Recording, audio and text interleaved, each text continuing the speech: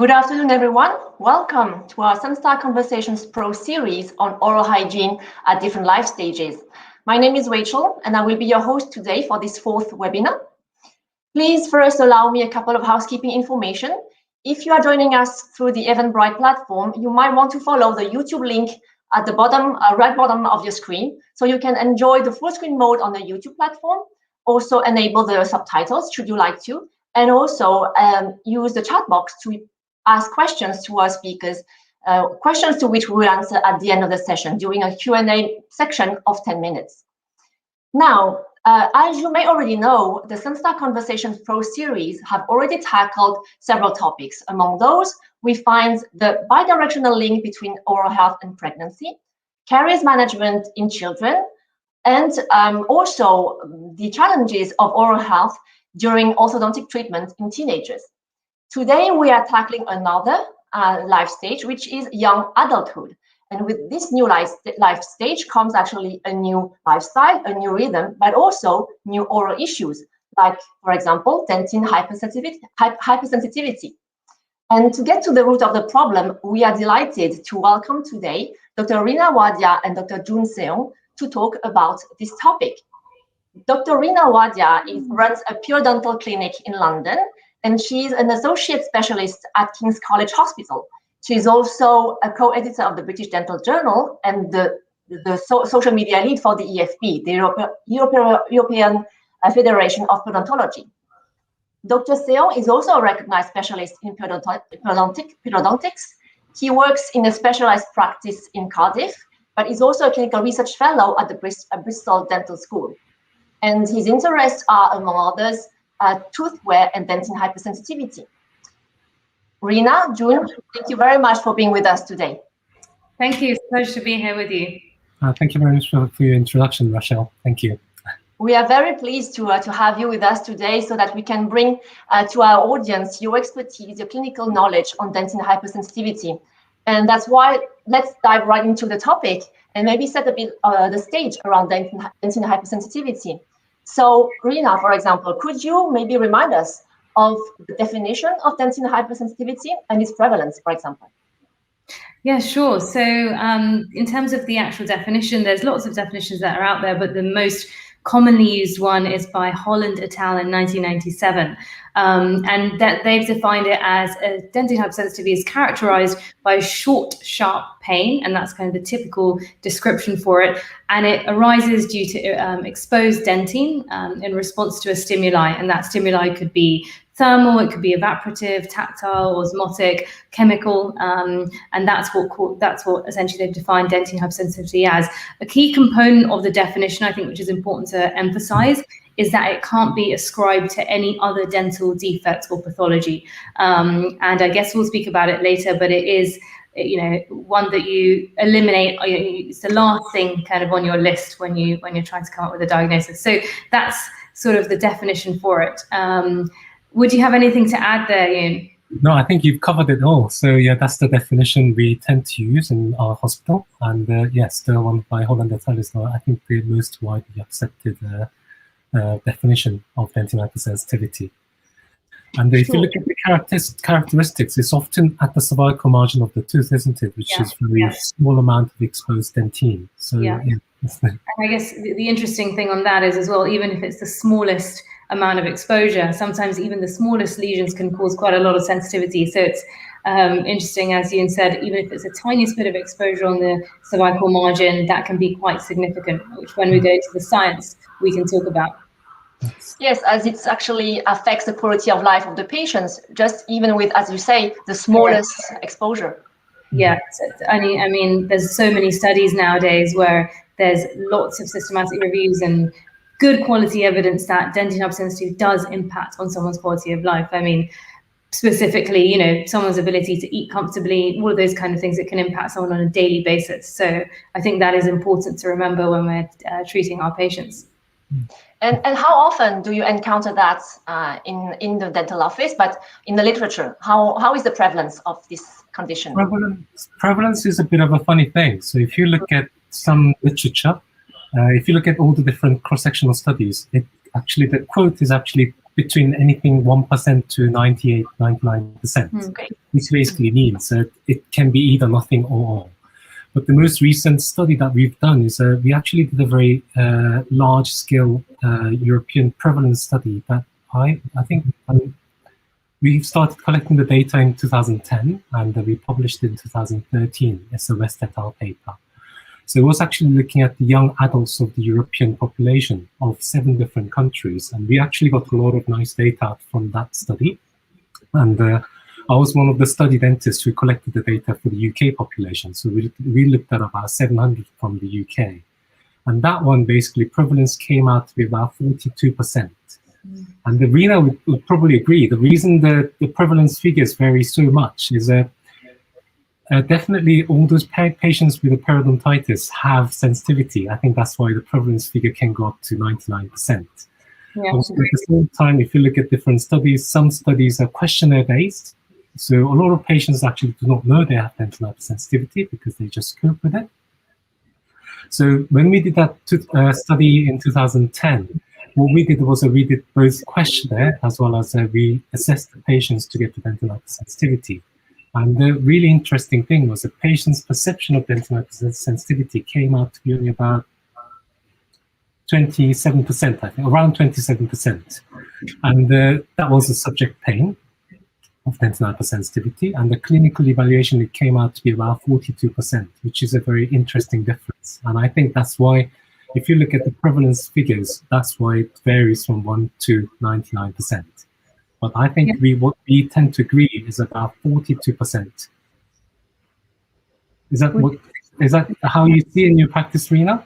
Yeah, I agree. I mean, I'm in a perio practice, so as you said, most of the patients have dental hypersensitivity, whether that's before due to perio and root exposure or even afterwards following treatment. So it's a condition that we have to manage every single day. And even in general practice, I do agree. I think probably at least half of your patients do have dental hypersensitivity. I think one of the points you said was really interesting, that sometimes it's patient perception, and sometimes also as clinicians we need to ask our patients as well, because some of them may just think it's something they have to deal with and tolerate as part of, nothing you can do about it.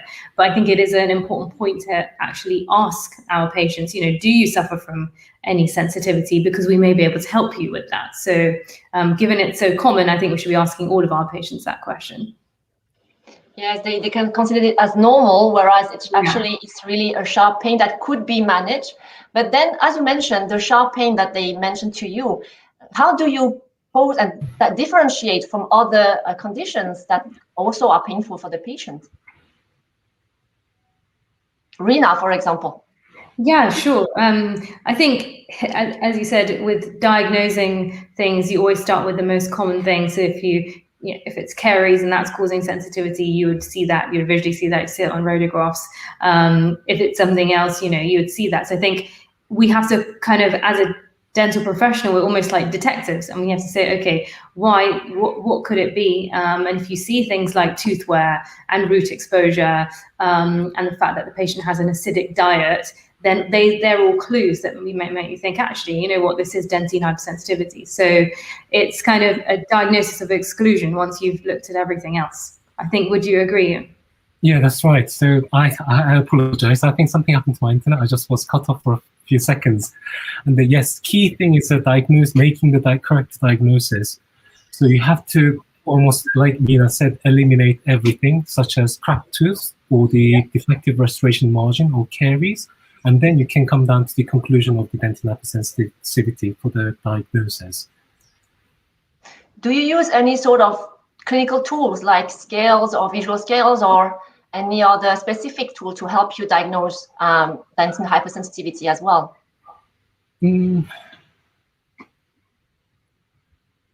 I think provided from my practice, provided the tooth is actually asymptomatic and is healthy, and we tend to look for those exposed dentine. And like we talked about earlier, it doesn't have to be a massive amount of recession. It can just be a tiny amount of exposed dentine that can elicit the dental hypersensitivity. So for instance, my finding is that, I think Reena probably would agree, patients with a lower recession would naturally suffer from dental hypersensitivity, the recession that has been there for a long time. But patients who's got those very recent recession, perhaps having a bit of an acidic diet, I think we should talk about a bit of how the dentin hypersensitivity can come about, which I'll bring up in a minute. So it doesn't have to be a big lesion that has to be exposed. And the key thing is that you either can elicit the dentin hypersensitivity by blowing some cold air or just rubbing it with a sharp probe, and then you can come to a conclusion for dentin hypersensitivity. And often, I guess it's also the patient's symptoms, and they really will be saying, don't blow that air on me because it's going to hurt, sort of thing. So it's patient-driven history. Patient history is just as important, I think. Mm-hmm. So you mentioned two things: gingival recession and dietary habits with acidic food. So I suppose that these, of course, are the main causes of dentin hypersensitivity. But how is there any other that you can encounter? Sure. So you've got to actually understand the etiology of the dentin hypersensitivity in order to be able to tackle it properly. So the term we use is a lesion localization and a lesion initiation. So lesion localization basically means a dentin has to be exposed. And it can be done in a number of ways. So if you look at let's look at this loss of the soft tissue.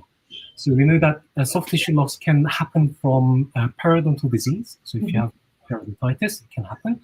Or from often what we see nowadays a lot is with a younger population. So if you're a young adult and have had the orthodontic treatment, often what the orthodontists do is that they basically straighten the teeth, don't they? And then as they get straightened, buccal or root portion of the buccal aspect of the root portion of the teeth either sit really close to the buccal plate, or sometimes actually they sit outside the buccal plate. And when you have the braces, what you get told is you have to brush really well. And with the combination of the traumatic toothbrushing, you can cause a bit of a gingival recession.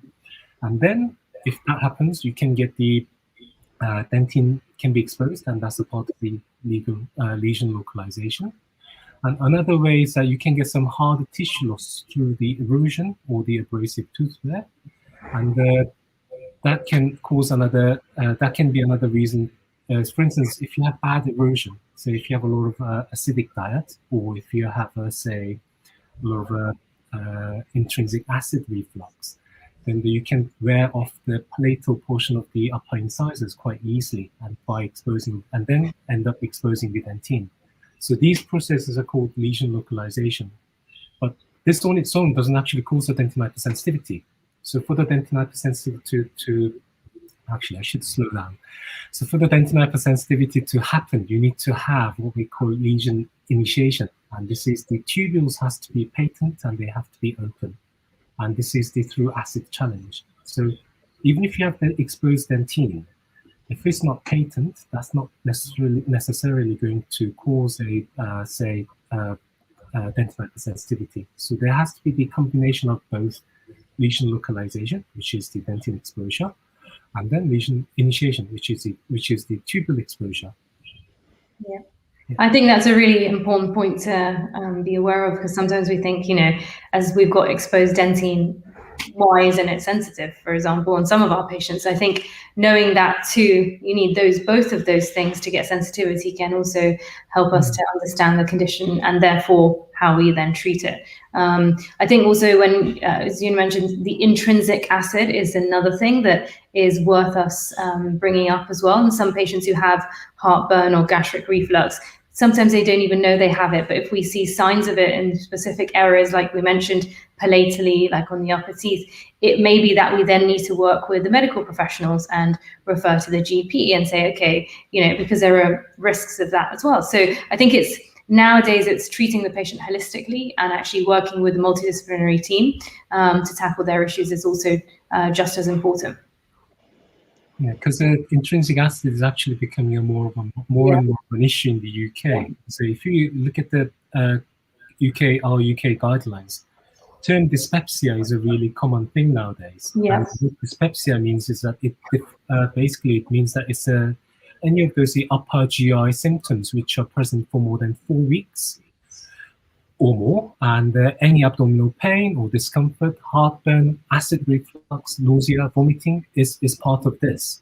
And I know that we should be strictly talking about the European population, but the figures I've actually looked up is the UK ones, and the figures in the UK actually show that about 40% of our population take these tablets, and I think this is quite similar across the Europe as well, on a regular basis. So this is basically a big issue that we need to actually tackle, and like Reena said, it's quite important for the GDPs to contact or have a relationship with the patient's GPs tackling these matters.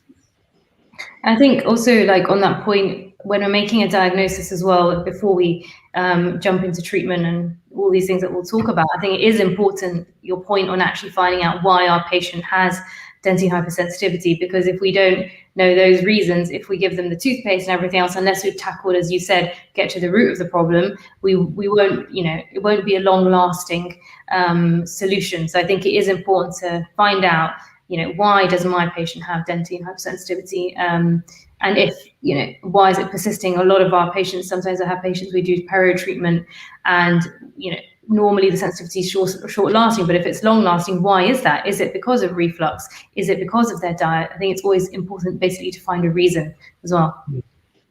Also, so it's not just a local concern, it's actually a global concern for the patient.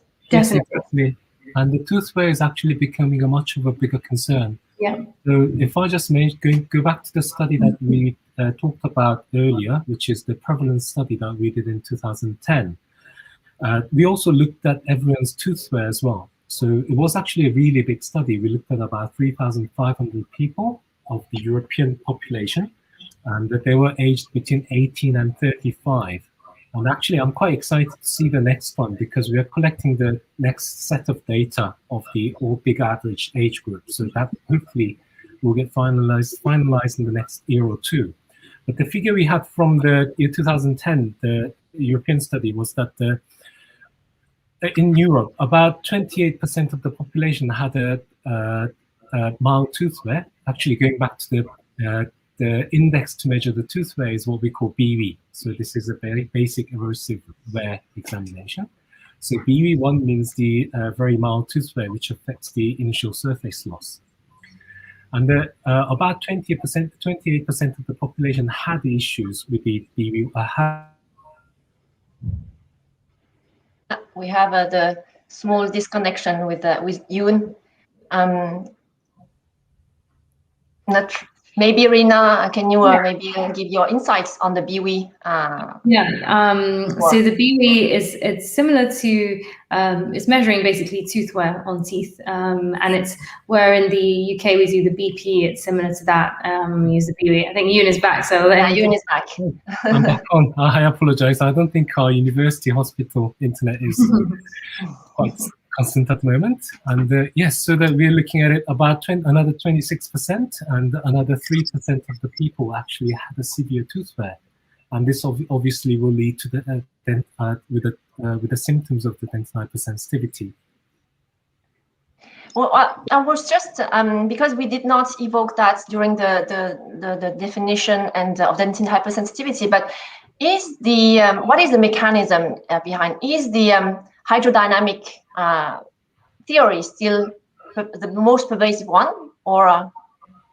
Yeah, I think that is essentially, as you said, you need the lesion initiation, localization, those two things, but the actual hydrodynamic theory is still valid, and it's how essentially the fluid, it's basically describing the fluid movement in the tubules, which then causes that sensitivity. So yeah, that's the one that's most widely accepted. Okay.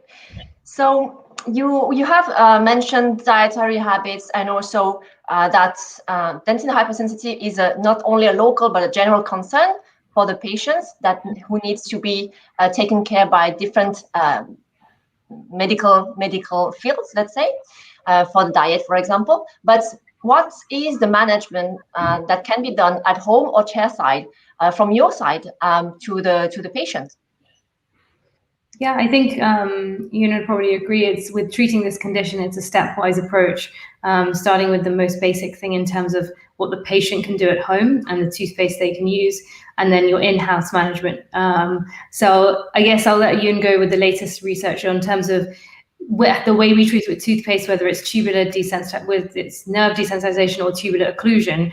I think you have the latest on the research of what works.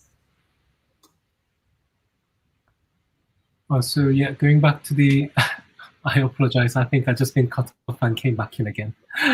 And so yeah, was mentioning about the toothpaste, and the first step of management, first line of management will be the patient's management at home. And I just wondered, in terms of research, what's the latest on what works in terms of home products? So I think nowadays they all. So if you look at the dentinal hypersensitivity management, there are largely two ways of managing the dentinal hypersensitivity. So strictly looking at the toothpaste. So more of a traditional type was a nerve desensitization, which is using a potassium-based toothpaste. And now the potassium-based toothpaste, if you look at all the research evidence, they work. But in fact, no one knows how they work really well. So because of the fluid coming out of the dentin tubules, it's quite difficult for the potassium ions to go back into the tooth and form a pool of concentration in there. So no one actually knows exactly how they work, but if you look at the clinical research, they tend to work really well. And nowadays, more widely accepted approach is a tubular occlusion, and that is it's quite readily available from regular toothpaste, and the ingredients that could be in those could be anything like a strontium acetate or the stannous fluoride, and the potassium oxalate, and the calcium sodium phosphosilicates. And another one that's very popular is an arginine based. So those main ingredients actually are the ones that work really well. And I tend to tell the patients, try those different toothpaste out and see which one works the best for you. And clinical research is I think even clinicians do not know how we measure the clinical sensitivity, because often toothpaste labels actually say clinically proven, don't they? Yeah. And then I think for the manufacturers to have those kind of labels, it has to run 2 separate randomized controlled trials, and that's one of the things I do as my part of the job at the university. So one of the recent study that we've done is basically we get patients through to the hospital, and we come to diagnosis of dental hypersensitivity, and we would identify a number of teeth that is sensitive, and we test on 3 things. So number 1 is a patient's subject's pain. So when we elicit the dental hypersensitivity, we have one of those what we call ice probes. So we put those cold ice probes at the exposed dentin, which will obviously make the patient jump. And we ask the patient to score the pain out of 100. So we get that score separately, and that's patient's perception of pain. Second one is dentist's perception of patient's response to the pain. So we actually use a scale index called Schiff index, which was originally described by Schiff et al. So Schiff index actually goes 0 means nothing, 1 means a patient just finds it a bit painful and they move away from the. They basically, the response would be they blink their eyes and you feel some kind of resistance. And the Schiff score 2 is that they find it relatively painful and they ask you to stop. And Schiff 3 is that they find it extremely painful. So when we actually list the pain, we score that without the patient knowing. And there's another third kind of ways of measuring the dental hypersensitivity, which is using a what we call an EPO probe.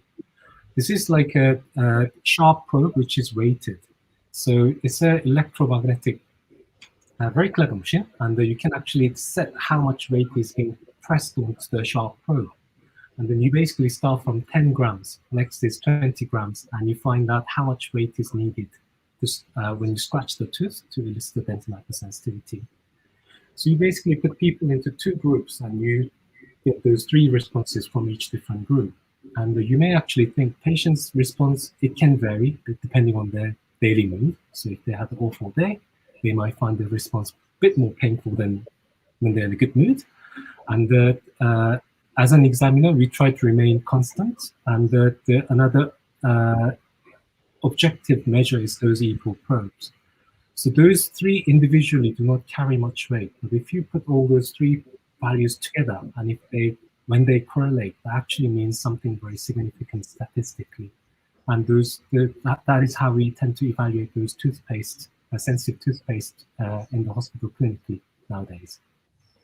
I think that's really interesting. And just going back to using the products at home, I think it's really important we give the right advice as well. Like, for example, as Yoon said, if something's working for the patient, try the products, whatever works for them, but they should also continue to use it long term, because if they stop using it, then they're going to reduce the effects. It's something that they need to use long term. And simple advice, like things like not rinsing out after brushing, it's things that are obvious to us but may not be for the patient. It's really important, otherwise they're just going to wash away all the products. So yeah, I guess you would start with the at-home products first, and then if they're not effective, then you'd go to more professionally applied products as well, which could be whatever you apply in-house, from various products like bonding. You could even go so much as restoratively actually treating these patients, composites, to cover the exposed dentine. So it depends how far you need to take it, but you'd always do it sort of step by step. And I guess there's other things that have been put out there, things like lasers. And I mean, Yoon, what would be your opinion on lasers? Because as far as I understand it, there's not much evidence behind it.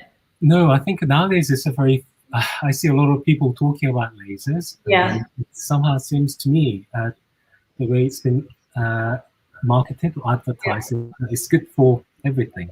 But if you look at the research strictly, lasers actually do not have much values for the preventing or stopping the dental hypersensitivity.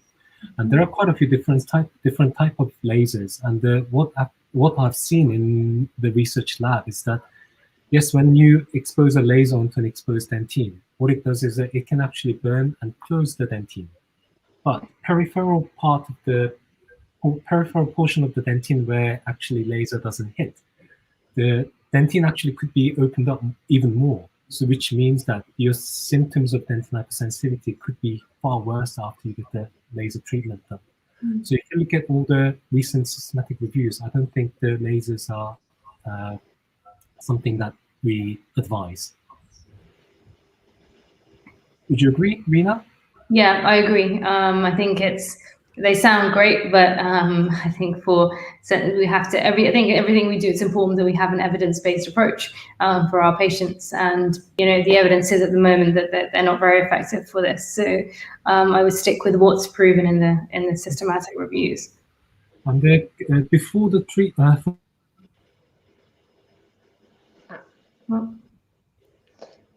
He will come back in a couple of seconds, but yeah, you mentioned lasers, so chairside, but probably you have other means than lasers if you need a chairside treatment, right? Do you have any advice or examples?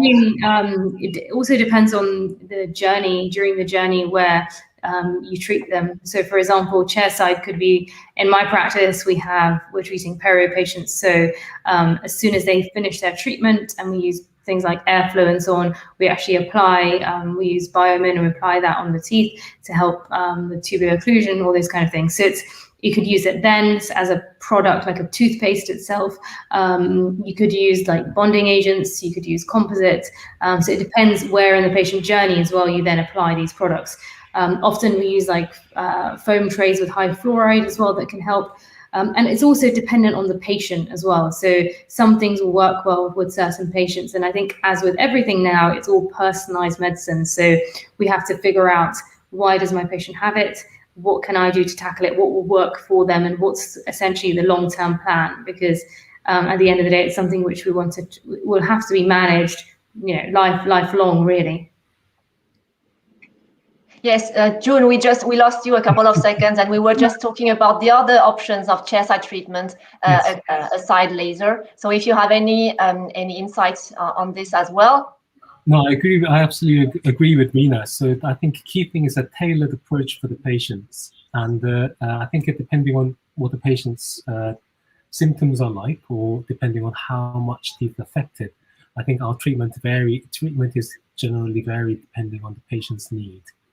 And the one thing that I think we almost need to stress to the audience is that this condition is effectively preventable. So prevention, I think, is most important rather than the management. And nowadays, I think that acid wear is a big thing, and that's actually causing a lot of dental hypersensitivity issues. Would you agree, Reena? Yeah, I agree. And I think it's difficult because, for example, some of the medical professionals will say you need to eat like 5 to 7 fruits a day. And then we're saying, limit the frequency. So it's tricky because sometimes even between professionals, we're kind of giving out different messages. So, and the amount of acidic drinks and beverages that people are having, the average has massively increased. I think it's been like threefold since 1980s. Everything's increased by threefold. And also just think about portions. I mean, when you go to the cinema and you have a cup of Coke, like it's massive now. I remember when I was young, it was tiny. So I think the environment doesn't help us. So as Joon said, it's much easier to prevent it. So I think as dental professionals, we mustn't forget, even with our patients who don't have sensitivity, we need to give the appropriate advice. The other thing I guess to mention as well is, and we're talking about treatment, but also I feel like some of these patients, when they're in the chair, it's a bit of a tricky situation trying to treat them. If you don't want to numb them up with local anesthesia, then how do you, if they're here for a maintenance appointment, a supportive parental care appointment, how to make sure they're comfortable. And there's lots of little tips and tricks that you can do, even simple things like just rubbing prophy paste on the tooth that will block the tubules, and it gives you enough time to carry out some simple debridement, supragingival PMPR. So little tips and tricks, I think it's important to have those ready for those types of patients as well. Yes, indeed. Probably during a treatment, it's always difficult when you have dental hypersensitivity to make your treatment correctly if the patient underneath is cringing. And I think we need to show our patients that we are making the effort. Otherwise, they end up leaving, having a terrible experience, and then they don't come back, and things get worse for them. So I think we have to take those extra steps to try and make sure they're comfortable. Yes, and to make also them understand that they are understood by the practitioner, because otherwise they do not feel implicated also in their own treatment. Yes, that's right. So, any other treatments or tips or tricks, that you might have for our audience about clinical treatment of dental hypersensitivity? Because we mentioned laser, we mentioned prevention, we mentioned bonding agent, sealing agent. Is there any other pathway we could discuss? So things we do a lot in our practice for perio patients is, like Reena said, there's a special polishing paste which is actually designed for sensitivity. And I know people generally use the polishing paste after they've done the cleaning with ultrasonic scalers. But that's the bit where patients actually find it extremely sensitive and get a lot of pain from. So what we tend to do is we tend to start the PMPR off with those sensitive prophy paste. And this is from my anecdotal, my clinical observation from patients. It's much better received if you actually use those pastes. And I think what's important is that patient at that point feels like your dentist cares for you. To understand your problems. So I think your rapport with the patient gets much better. I think it's much better journey for the patient as well. Yeah, I think it just also I find that people who have sensitivity, they are on edge all the time. They are quite anxious because they're waiting for that short, sharp pain. So I think anxiety management is also important, and giving them control, all those types of things. So they, as you said, they feel heard and they feel more comfortable, because some of it ends up being psychological as well. So I think it's important to remember that dimension. And it probably also helps with their compliance, because their action is also very much needed to help succeed in the treatment. Yes. We have covered different topics on dental hypersensitivity, and now maybe we can take some questions from the audience if they have some. Yes. For the first one, what are the best clinical treatments for hypersensitivity? Any thoughts on chlorhexidine varnish, for example? Or maybe Joon, if you have any thoughts. Chlorhexidine varnish. I actually haven't. I'm not much aware of the chlorhexidine varnish, but there are actually quite a few varnishes that people use for dental hypersensitivity. And if I give you a general overview of the varnish, there's one thing that gets commonly used in the UK is a really high fluoride varnish, and people say this works, this kind of gives a immediate pain relief. But in fact, the high concentration fluoride varnish, what it does, and I think it's quite similar for the chlorhexidine varnish as well, they physically block the tubule quite quickly. But at the same time, the blockage that they've created is not robust enough. So it's all going back to again, where we talked about the lesion localization and the initiation. So once the dentin's exposed, if there's an acid challenge, for the toothpaste or any kind of a treatment modality to work really well, the layer has to be robust against those acidic or those challenges that patients actually bring to the teeth. And if you look at on a microscopic level, many varnishes, if after a bit of a treatment with an acid, they just come off straight away very cleanly. So I don't tend to use that kind of varnish in my practice. Whereas there are some other varnishes which are like oxalate based. One of them that we call it is a bifluoride 10 or 12. And they actually are varnishes, but they've got other those minerals which form crystallization within the dentin tubules. And they actually end up stopping the movement of the dentin fluid within the dentin tubules. And they're really effective at stopping the dentin hypersensitivity. And what people often ask is that do they have to form a complete blockage? And they don't have to form a complete blockage. Only a partial blockage can stop the dentin hypersensitivity as well. Any other insights, maybe Reena, on the previous questions? Yeah, I would agree with you, and yeah, I agree with his opinions on that. Okay. So we have already another questions popping up on the screen, which is, what are your thoughts on power brushes? Yeah, I guess the question relates to causing recession and then that leading to dentin hypersensitivity. I think I personally think power brushes are very effective. I know in the recent treatment guidelines, it's patient dependent on what works well, but many of the studies have shown that they are more effective in removing plaque.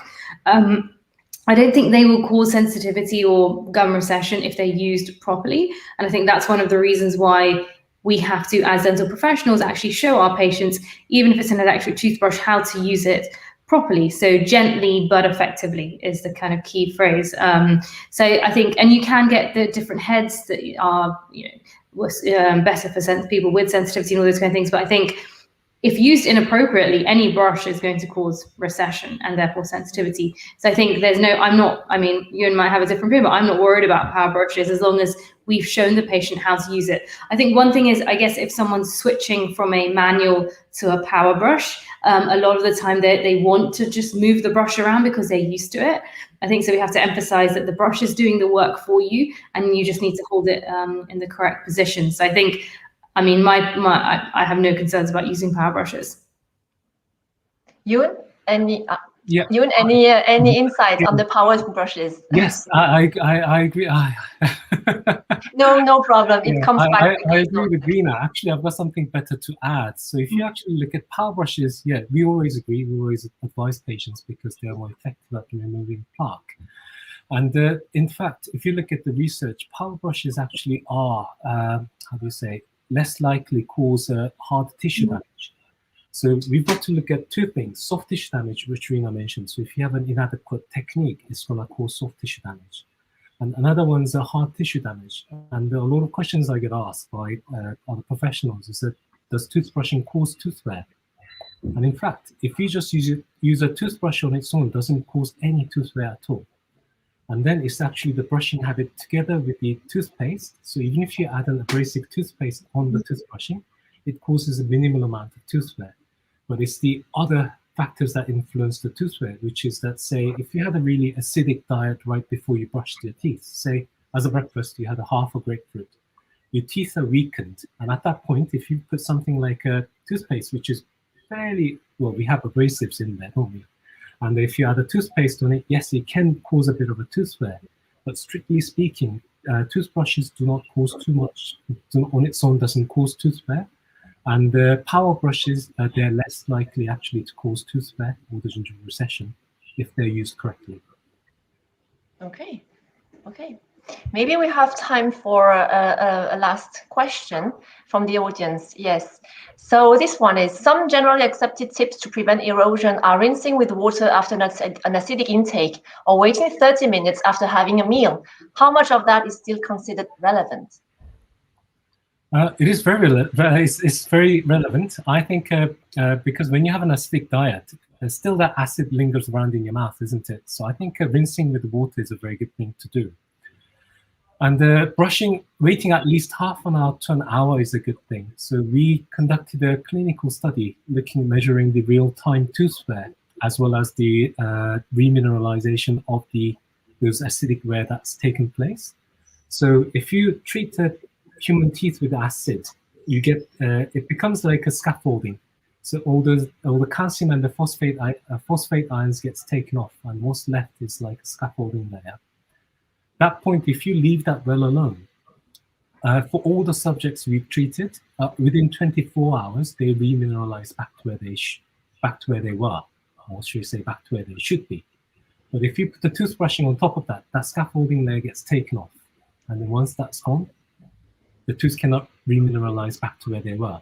So yes, it is very valid to wait at least half an hour after acidic drinks, or rinsing with water after having something acidic. Yeah, and I would, I guess, add as well to that in terms of dietary habits as well. Like if you have a can of fizzy drinks, not to sip it throughout the day. So you want to almost have it as quickly as possible and then let your mouth rest in between so you can establish the correct pH, essentially. So yeah, I would agree with that. Okay, so not just an empirical thing that we hear, it's really based on the clinical data that we can recommend waiting 30 minutes and drinking water after an acidic intake. Yes, definitely. Right. Okay, I think we have come to the end of our conversation today, and thank you for your thorough answers to our audience. Thank you also for your time spent with us today to exchange about dentin hypersensitivity. I would also like to thank the audience for their fidelity and for their attention. We hope that you have taken away some information and tips for your clinical practice from tomorrow on directly. And also thank you for our colleagues for their backstage management of this stream. Also, we hope to see you soon, all to the next webinar of SunStar Conversations Pro, which will be held on July 1st. And actually, it will be an oral hygiene tackled differently, with actually the topic of behavioral changes, and particularly in middle-aged adults where habits are already set. How do you change the habits when the habits are already set? And as we said before, compliance of the patients are a must-have for the success of the treatment. So we hope you will save the date, so July 1st, that you will subscribe to the SunStar Global YouTube channel and tune in on July for this next webinar. Thank you, Reena. Thank you, Joon, and thank you everyone for attending this webinar. And see you soon then. Bye.